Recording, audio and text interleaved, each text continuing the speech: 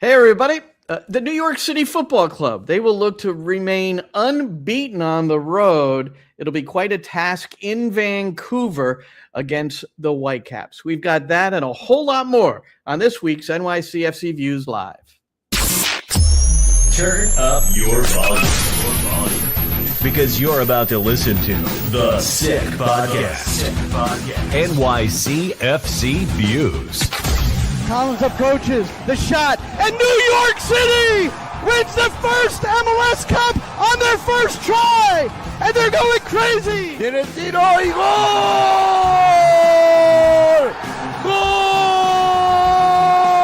Gol! New York City es el campeón de Major League Soccer. The sickest New York City FC podcast.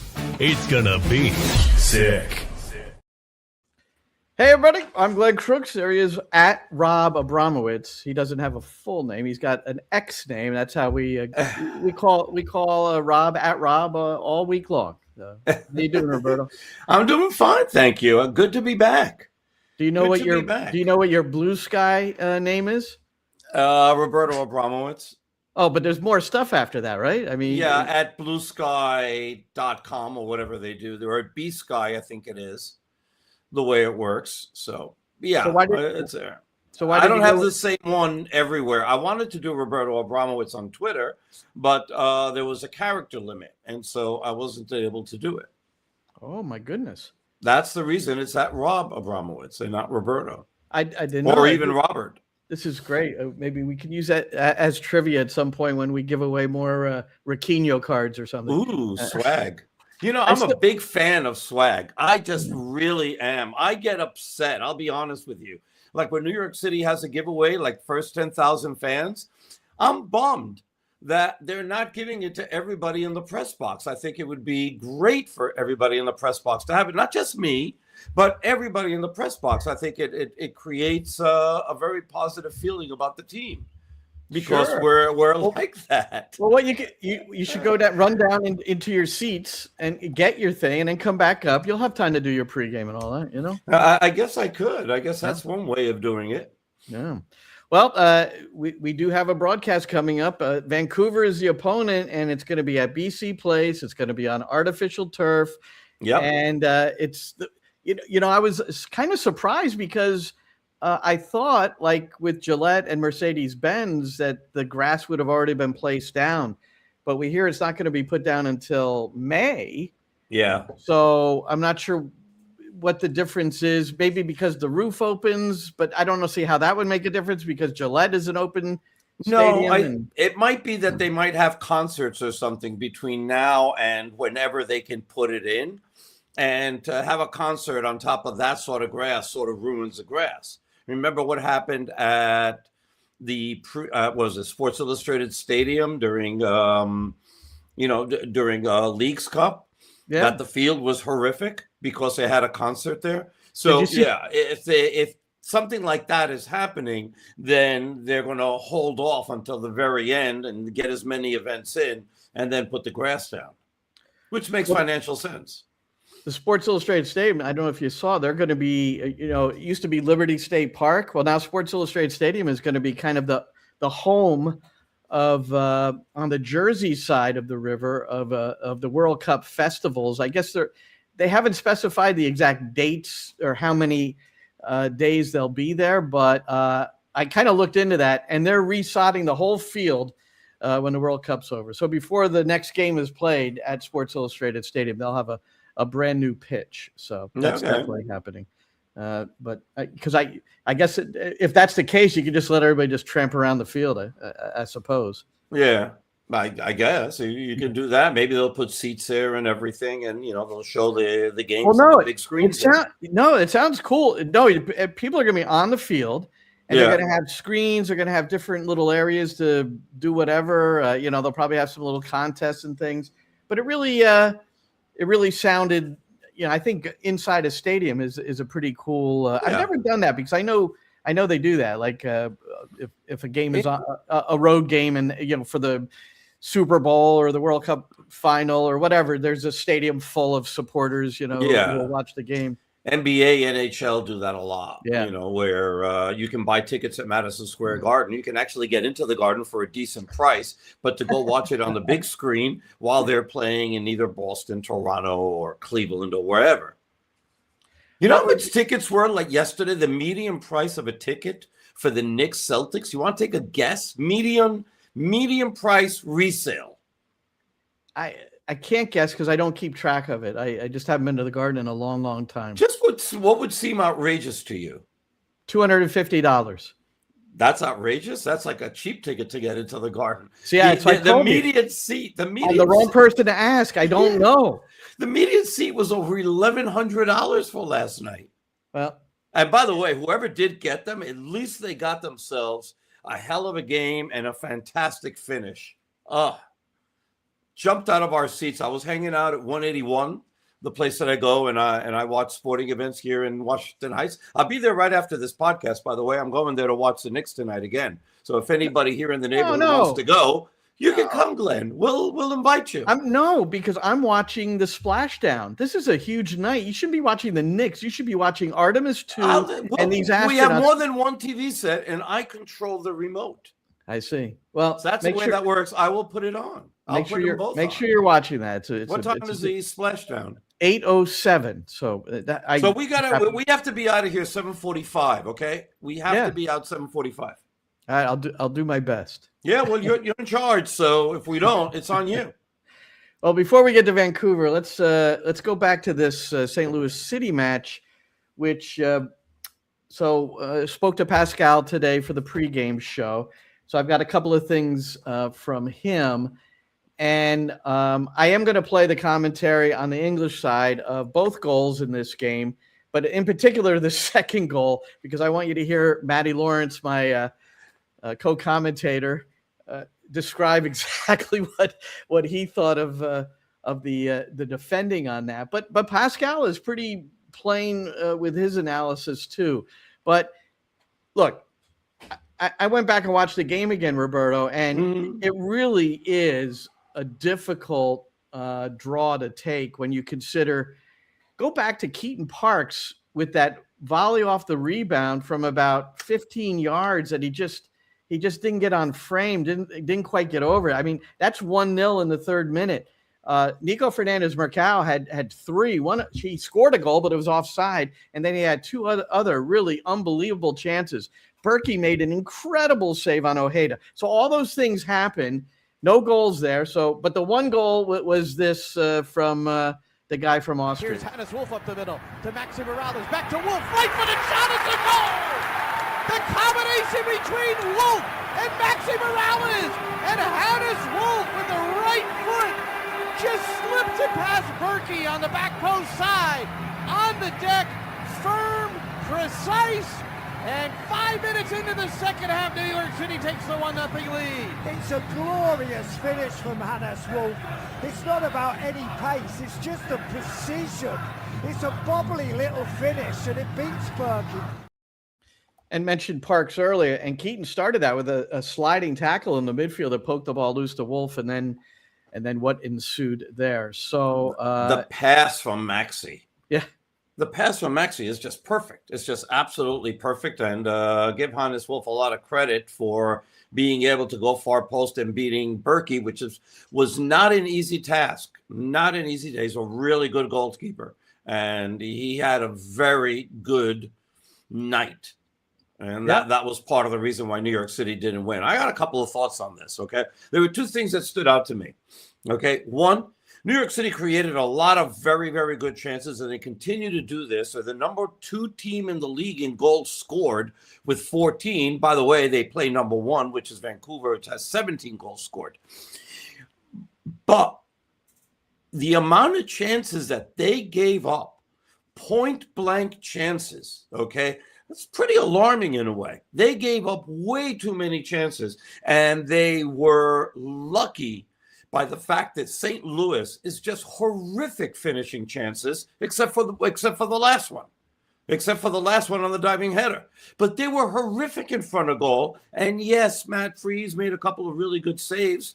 But at the same time, the amount of shots that they had that they put over the bar, to the side of the bar, into defense, into all these places, a better finishing team would have punished New York City a lot. Well, what did they statistically? They were credited for 7 attempts on goal, St. Louis. So I attempts on goal. No, they had 14 total shots, 3 shots on target. Oh, you know what? No, I just put FOTMOB up, and for some reason it went to the 60th minute. So forgive me. Yes, there's your 14 shots. Yeah, 14 shots, 3 on target. You know, they had 24 touches in the New York City box, and according to FOTMOB, and I never get what this is, 1 big chance. So yeah, I don't know what big chance, but I don't remember. You called them point blank. I don't really recall. There was one inside the area that was over the bar. I think that was Hartle, and I'm not remembering point blank shots that Matt Freese had to save. No, well, he did it because they kept on shooting him everywhere except on goal. All right. Well, look. Hence, out of the 14 shots, only 3. I mean, he had to make 2 saves because they couldn't shoot straight. Yes. I remember joking during the game that it was a gang that couldn't shoot straight.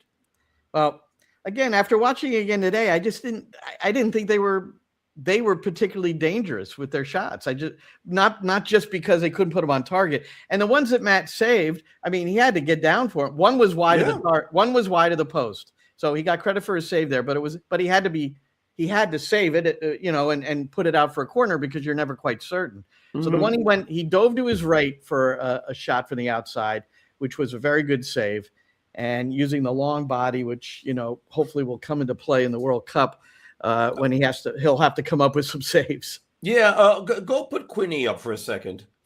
Last one. All right. You know what the XG in this game was? 140 for St. Louis, 114 for New York City.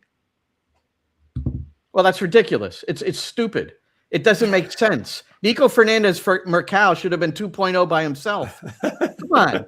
Seriously. But I mean, that's what it is. I mean, yeah, the point being is that they put themselves in position to be able to score, and then they just blew the shots. Okay, so here we go. So Quinney, I don't care who it is on here. Somebody explain to me how New York City's expected goals, all right, is 1.14 per FOTMOB when Ojeda nearly megged Berkey, and who made an incredible save. That's a goal. That should be at least 0.9 or 0.85, right? Fernandez Mercal had one from the top of the area, a free shot. He hit it like a bullet, but right at Berkey.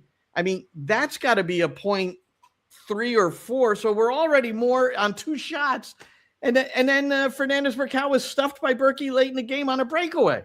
So what? And Fernandez Mercal misses an open goal. I don't care if it's 50 yards or not. The net was empty on that. All he had to do was empty. It was empty. So I think the wind at Citi Field. Maybe one of the jets was passing by, and the tail of that took the ball a little bit wide. Here's what I would say, Roberto. After again watching again today, if New York City won the game 4-2 or 4-1, it wouldn't have been a shock. That's how I thought the game was played. Anyway, here, but they didn't score any more goals. No. And, hold on, where's Quinney? I gotta get rid of you, Quinney. Where are these things? All right, Quinney, you're out. We love you, Quinney. Don't listen to Glenn. All right, so here's the 6 minute of stoppage time, and this is after some curious substitutions, which I also asked Pascal about. It was curious to us because there's so many changes at the back. But here's the game-winning goal. Then we'll talk about it, Roberto. Here's a right-footed service towards the middle of goal, and it's in. St. Louis City has equalized in the 96th minute, and a startled, agonizing group in their Excelsior blue and Matt Freese in his purple. And at the death, St. Louis City has gained a point on the road. It's McSorley who's getting the hugs, and it was a service that was free. O'Toole could not close down quickly enough, and Matt Freese got a piece, but couldn't keep it out of the back of the net for New York City. What a ball in this is from McNaughton, the substitute to a fellow sub, McSorley. But McSorley's playing in between the 2 centre-halves. They're both Brazilian, they both speak Portuguese. Apparently they've got a good relationship, and he just sits in between the 2 of them. and Raul Gustavo watches him run in behind Thiago Martins, and it's a great little deft flick of the head from McSorley. Nothing Matt Freese can do about this. So, a little bit before that, 3 changes were made on the back line. Kai Truen went from left central defense to right back. Raul Gustavo came in, and as you'll hear from Pascal, mostly because of how he can challenge in the air game. Well, unfortunately, that didn't work out. And then Nico Cavallo at left back. Kevin O'Toole moves into the midfield, joining Johnny Shore. So that 6-player group in front of Matt Freese, pretty interesting. Only Thiago Martins was the only player out of that 6 that started in the same or that was in the same position through this at this critical point in the match. Now, do you want to comment now, or do you want to hear Pascal first? Well, what do you want to do? You can. The one thing I'll say though is that Raul and Shore came in the 75th minute, and then Cavallo came in the 88th. So I mean, they should have.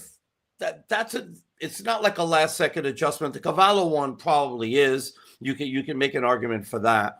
But I was just stunned. And I think at the end, when after the goal is scored, you look at Martins, and he turns towards Cavallo as if like Cavallo let him go onside, kept him onside, but he was just clearly onside anyway, no matter what. I don't know if he was trying to play an offside trap for a second, if that's what they were trying to do, but they both just clearly got beat on the first step, and he was gone before they reacted really, really slow. I'm very curious to see what Pascal had to say. Well, before I play him, and he's got a reason for Shore coming in and Cavallo coming in. He's going to explain everything. But if you're going to pull an offside trap, or you're going to pull, you have to get up together, and you have to get up rapidly. Neither Thiago nor Raul, move forward. Once that ball's played backwards, and that's the visual cue. If you got to move. If you're trapping, then you're bringing everybody up, and that didn't happen either. All right. So here's Pascal on the game-winning goal. This is a conversation I had with him earlier today.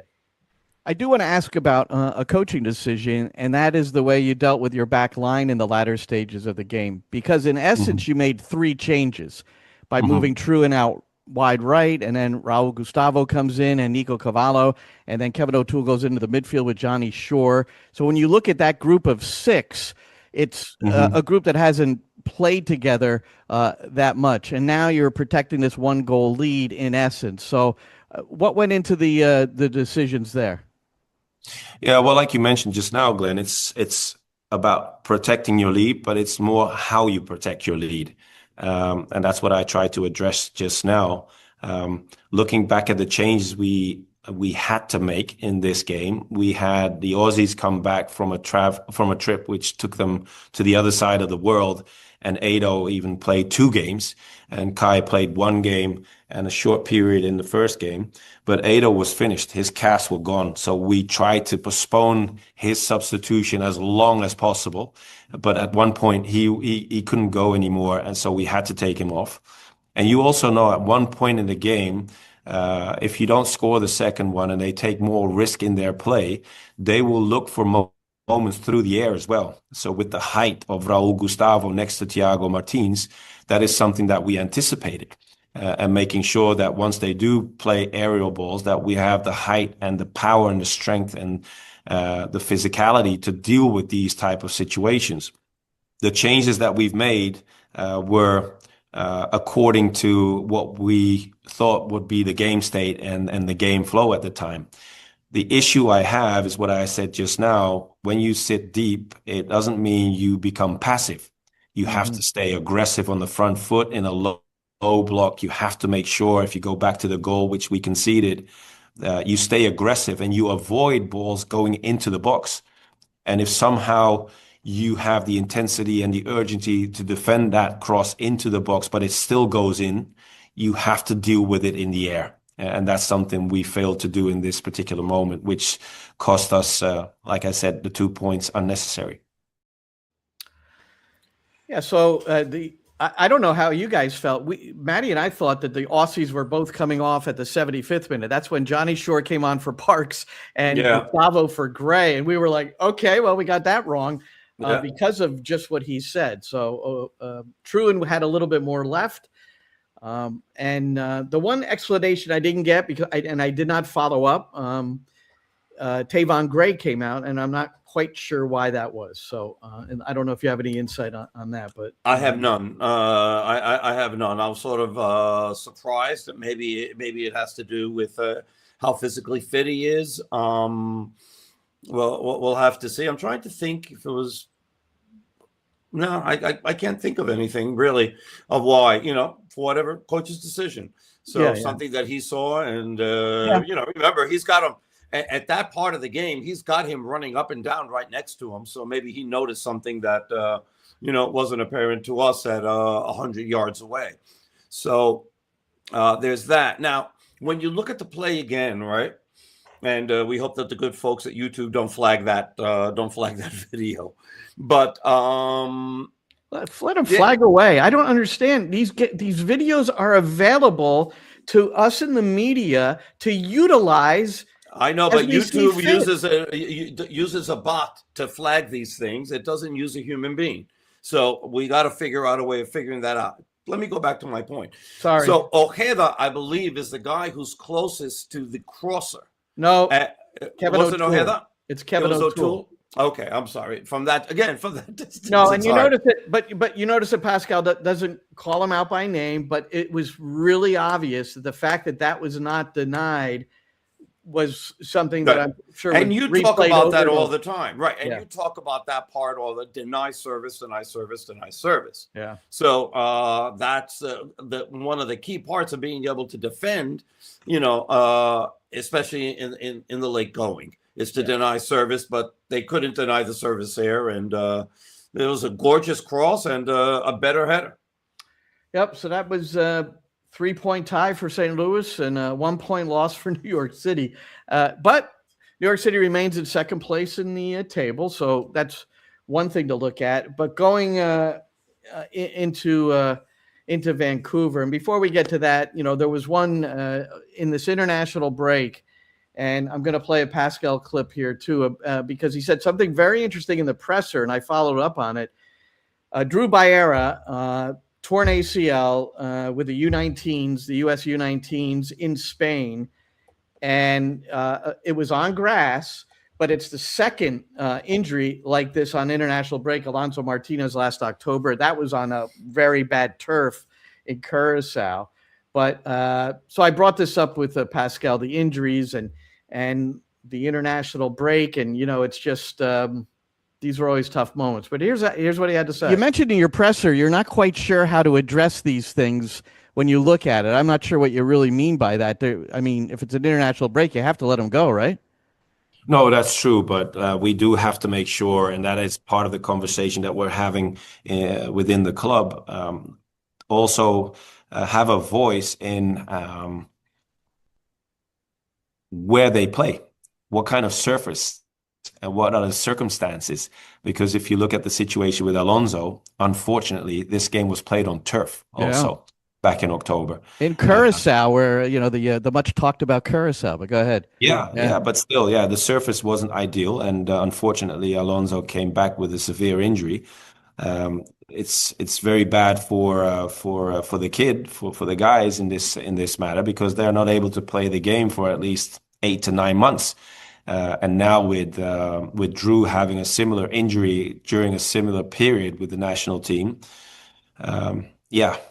it's hard, but mainly hard on the guys themselves, because they will not be able to play the game for such a long time and have to deal with a long rehab in order to get back at their level. Hopefully, once they finish their rehab.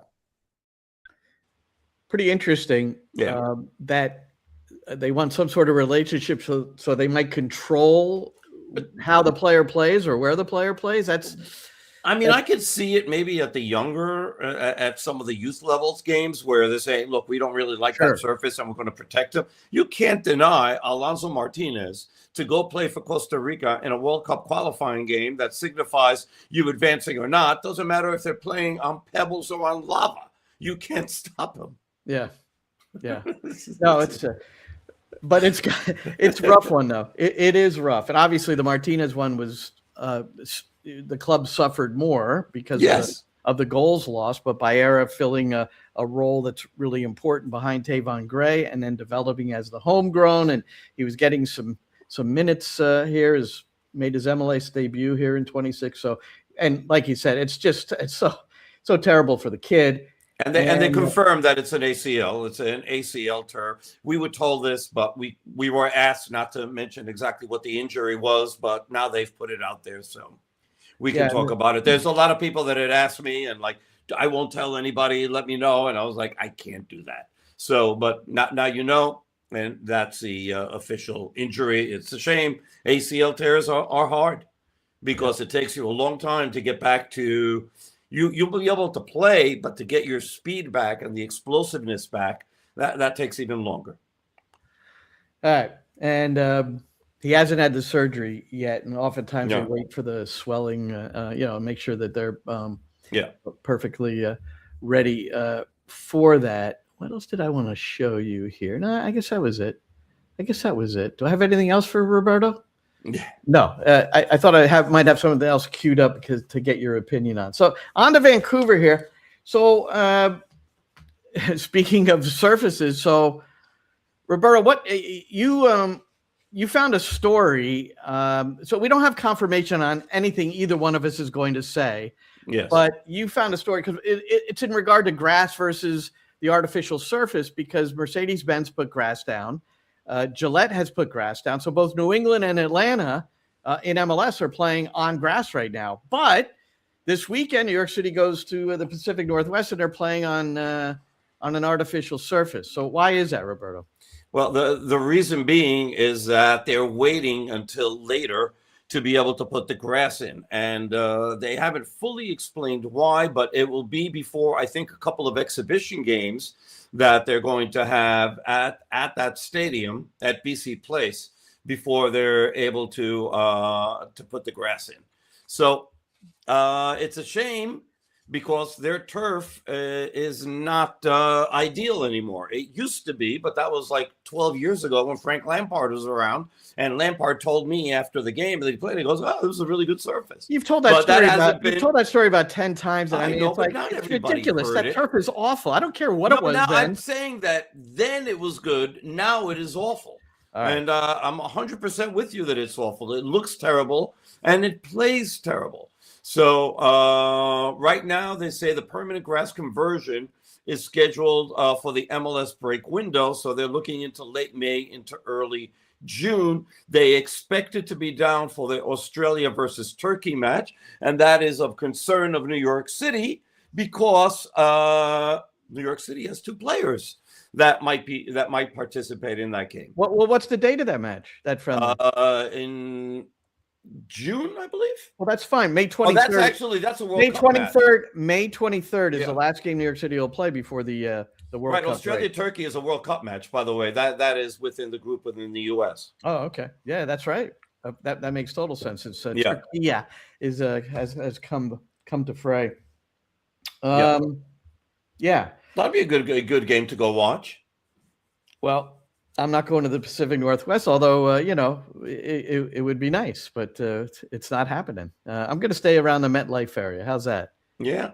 Well, you're getting a credential, so yes. But there's some great games. Senegal, France, England, Norway are all playing matches there. Yeah, that's going to be fun. So friends of mine got tickets to Senegal and France. They're French. And nice. They're very excited. They were paid $500, but now they're finding out that their seats are probably moved because they were promised that they would be somewhere like in a middle area. They didn't say what seats or what section, but they had like whited out this area in front, like somewhere between the boxes and all that. And now they find out they're behind the goal. Thank you, FIFA. If it's bait and switch. It's Well, horrific. The details are really well put by Henry Bushnell in The Athletic. So he's been following this from the outset, and exactly what you said, Roberto. I just read it this morning, where they changed the designs of the tiering or the sections. I forget exactly what they called it, so that when you bought the ticket, you thought you were going to be anywhere within wherever the red was, let's say. Yeah. And now the red has been changed. Right, because now the red got elevated to premium section, and therefore those are more expensive tickets, and you got kicked off to the side. It's just horrific. I mean, I'm telling you, it's like every time I read something else about the World Cup, I get less enthused about it. Well, because it's horrific. It's such a terrible cash grab. I'm telling you, I miss Sepp Blatter. I miss Sepp Blatter. This is how poor this is. It's funny you're bringing this up, and I'm sure it's being discussed globally at this point, but certainly within the States, is that I still think once the games begin, they will take over our interest, except if something happens outside of a stadium, without getting too specific here, and then all of a sudden that'll become a part of the story. So can you put the last comment up? Sure. No, now we're getting lots of them. I'm talking about the massive. No, not that one. Well, yeah, it's KP. I'm agreeing. I'm probably going to do that as well. That one there. Who's stopping FIFA? Who is stopping FIFA? Nobody's stopping FIFA. Well, they're being sued. Because the whole government is in cahoots with them. There are lawsuits. Well, there are lawsuits out there already, and these people, a lot of people who are getting switched out are starting to file civil suits. I hope they sue them into the ground. Yeah, it'll go nowhere, I would imagine. But yeah, that's there you go, Roberto. Yeah, Quinny, I'm with you. I can't believe I miss him. Now I miss him. Well, listen, don't miss him. He's not to be missed. Come on. That's how bad everything is now. It was, God, it's been bad for so long at FIFA. It's hard to even. But nothing like this, Glenn. This is unprecedented. Between the variable pricing and all these, everything is anti-fan. Everything they're doing is anti-fan. Even the what do you call it? All the events that they were going to have. Charging. They're charging now. They're charging for those, and then some of them, even like the one in Liberty State Park, got canceled because of all of this. Yeah. It's like I said, I guess maybe I'm just, it's more hope than anything, is that once it gets here and the games start, that's what we'll be focused on. One of this great world event where we're going to see, so many some of the top players in the world, players who will, earn a lot of money based on their performances, teams that will emerge that you would never have expected. All that's going to happen. All the stuff is going to happen. I know. And, it will captivate us once it starts. But all these things that are happening right now are just so dismotivating. So locally, for those who are in tune with us that are in this metropolitan area, Billie Jean King Tennis Center in Queens, right next to where Etihad Park's going to be launching next year. Manhattan has Rockefeller Plaza, and then Sports Illustrated Stadium in Harrison, New Jersey. So those are the three, I guess you would say, main World Cup fan festivals that I've read about so far. I've been trying to keep track of some of this. And so those sound like they'll be good areas to, all different in their makeup, but at least some areas to have some fun. And I was looking at some of the tune-ups, the tune-up matches, Roberto, and there's going to be two at Sports Illustrated Stadium. Saturday, June 6th, Scotland, Bolivia. That one doesn't excite me, but it's still, I still feel bad for Bolivia. They're getting eliminated the way they did. Yeah. And then on Sunday, June 7th, Morocco, Norway, which that should be really good. Yeah. Morocco semifinalists last time around.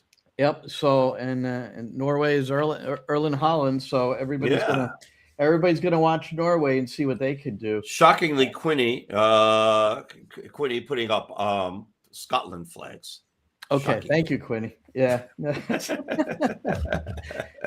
How about our boy Tati Castellanos getting a brace today for West Ham? He's got 4 goals in his 12 matches that he's played for them, and they are just outside of the relegation. No, they're just outside. They're Yes, just correct. outside of the relegation zone. So his performance jumped today, Spurs. they're 2 points ahead. Yep. And Spurs has a game in hand, so I'm hoping that Spurs is able to win on Sunday. They play Sunderland away. They have a better record away than they do at home. Spurs does. And now they have a new coach, and everybody seems to be in love with the coach. So let's see if things change. They've had the worst in the last 5 games. They've had the worst record in the EPL. Four losses and 1 tie. So I'm looking at that. They've been brutal. There's a lot of red there. Yes, there is. And I don't mean Liverpool or Manchester. The last game they United. won was last year. They haven't won a game this year. Well, in EPL, they did win in Champions League. Game in hand, 2 points behind West Ham to get out of the bottom. It's Burnley and Wolves. They're done. They're and done. West Ham beat the Wolves today. Beat Wolves today 4-0. So, and then the only other team that's involved, well, you got Nottingham Forest, which beat Spurs last week 3-0, but and so they still have to play. But Leeds is involved as well. So those are, it's going to be 4 teams, to avoid 1 spot. all right. Well, there was one other thing I wanted to show you, Roberto. I thought I'd close. First of all, just a reminder, we've got the splashdown of Artemis 2. Just as a kid, I love the Apollo mission. I'm not into science or astronomy, but it's like, it's just amazing stuff. And so it's really geared towards getting somebody back walking on the moon. Not this time, but Soon. Perhaps by 2028, I guess, is what they're hoping for if things go well. So their splashdown is at a little up past 8 tonight, and the pictures they've sent back, unbelievable. But the key is a reentry. The key is a reentry into Earth's atmosphere. Yeah, so it's they are to be celebrated when they land. It was really wonderful. Now, the other major celebration going on, and this one in particular in the Hudson River, is that you can now actually fish in the Hudson, catch a fish, and eat it. Some of them, not all of them. The first word is key. Some. Like, but how do you determine that? Okay, so if you have 3 eyes on the fish, probably send it back. Some fish caught in the Hudson River can now be consumed. Now, how do you determine? So you catch the fish. Are there certain mercury meters that are out there? I have no. But if a Geiger counter goes off, I put it back. Yeah. Well, I'm probably not going to go fishing in the Hudson. And if I did catch a fish, I'm probably not going to eat it. I'm not going to risk it. But that is somewhat, satisfying news that there are certain parts of the Hudson that might have been not that have been that are so up. polluted that you couldn't. That now Right. maybe clean things up a little bit. So I'm glad that they've done that and they've cleaned it up. Yeah. All right. Because it's right outside my window, so I like to see a nice clean river. Yeah, that would be cool. You could. I do have Hudson River views. You could cast. Yeah. Get your reel out right from your apartment window. It would be a long reel. I'll tell you that. So Vancouver, as we close, 8 of their first 9 games at home, and we know why, because they're going to be hosting World Cups or World Cup matches, 7 of them, and so they have to clear the way for the World Cup. So they've got a real awkward schedule, Vancouver. But the New York City's in New this. York does too. So yeah, so they're 5-1, and all their games have been at home, Vancouver. So they're doing well at home this year because that's the only place they're playing. Yeah, they are. And in the last game, for the first time since they've been in MLS, they were able to score 2 stoppage time goals to turn a defeat into victory. So that is the first time in MLS for them that they've done that. And it was in a Cascadia game against Portland. They were trailing 2-1 going into stoppage time. And then Mueller scored a penalty, and Berhalter, with a lovely goal, I heard, got the winner and sent Portland packing with nothing. And everybody went nuts, and a pretty big crowd too. It was like over 25,000, I believe. So, yeah, they were. Yep. When we got home from our game, I turned it on. I got a chance to watch the last 20 minutes. It was an incredible comeback. It really was, because Portland was playing well, I would say. And then there was a disputed penalty, which shouldn't have been disputed. Anthony handling the ball in the area, but it was one of those pretty close shot. The arm was extended, but can he move it in time? Those are those difficult judgment ones. And then, and Berhalter, the thing about Berhalter is that he made a tackle at the other end of the field, got up and ran as hard as he could to get himself to the position at the top of the box to score that game winner. So, he's, every move that guys like him or Aiden Morris or any of these guys are making is important. Greg Berhalter, not Greg Berhalter. Greg Berhalter was very happy, I'm sure, as well. Yes. Yeah, he was very happy. And but Mauricio Pochettino was probably happy too. Yeah. I mean, they're all fighting to be on that roster. And now, especially with Patrick Agimon out, an extra spot opens up. It doesn't necessarily have to be a forward, because you can use, you still have 3 forwards that are going between Haji Wright, Ricardo Pepi, and Balogun, who is like the starter. He scored another goal. He's just been ridiculous how good he is. So, but then you also they weren't going to bring 4 strikers anyway, Roberto. I know we shared our rosters last week. I think you had 4, I had 3. There's just no way you bring 4 strikers. So somebody would have had to, get the bad call, So now I agree with you. I don't think there's not a chance that a striker's coming in for Agimon. It's going to be, somebody else who's right on the fringe. It's going to be Sendejas, Luna. Yeah. Right. It might be Berhalter. It might be, some of these other guys that are in midfield. Yeah. Maybe this is the opening for your boy Zendejas. It should be. He deserves to be there. He's playing very well. He can fill a multitude of roles, and he understands Pulisic very well. They played together for a long time on youth teams and everything. They're great friends, great communication. And he's got to get out of his doldrums. That it seems now, if we want to take a turn into this, that a lot of the problems that Pulisic seem to be having seem to be coming from the personal side, and that it's affecting his games. So you believe all that stuff on Instagram? I believe that I believe that affect.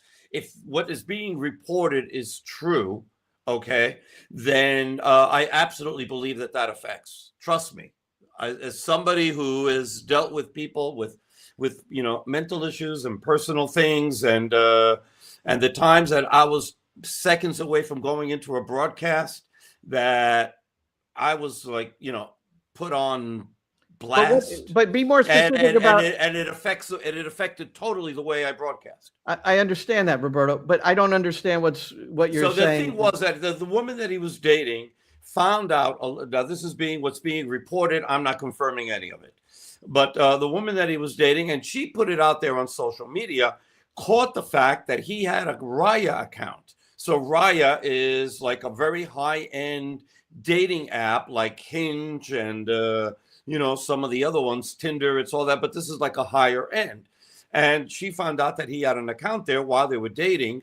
And then she went on social media, confirmed all that, and basically, made some sarcastic, remarks. I did see some of that. Okay. But what's a high end? What does that mean? High end dating app? What does that mean? High end? Only rich people, or what? It's basically like celebrities and things like that. All right. Okay. Okay. So I'm not on it. I didn't try, but they wouldn't let me on. If they let me in, let me know how. I'm single. So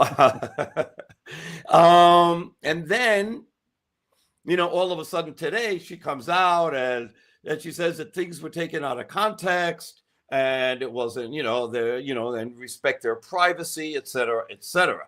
I went back and looked at what she said. I can't see anything that could have been taken out of context, but obviously it seems, again, without any confirmation, seems somebody got to her and basically said, you need to change this story and change it quickly. And so there we are. Hey, I just hope that everything works out. They get their act together. If they stay together, then they let them be happy. If they don't stay together, then we hope that they find wonderful partners to be with. But, it seems that it has affected him mentally because the timetable hits. And there's no way that your personal life doesn't interfere with your professional life. It does. Well, I believe we're all humans, and you're absolutely right. That's because you can't. Sometimes we put these people on a pedestal that, it's been said for years, and it's true, and we see these people only as great athletes, great entertainers, great musicians, whatever it is, but you forget about what's going on elsewhere. Why are you laughing? And what's the comment? You get invited, if you know. All right. Thank you, Harry. All right. Well, one thing, we're going to invite you into our broadcast on Saturday. How is that? And it's a West Coast game, and we're going to give you a reasonable East Coast time. What more could you ask for? So kickoff is 7:40. Roberto and I start our pregame shows, he in Spanish, myself in English, at 7:15 on the New York City FC Radio Network, NYCFC app, TuneIn app. And then Matty Lawrence and I will have our NYCFC pregame live at 6:30. So all nice and reasonable, even though it's on the left coast. Isn't that nice? Yes, I'm thrilled. No, I mean, I don't want to do a 10:30 game.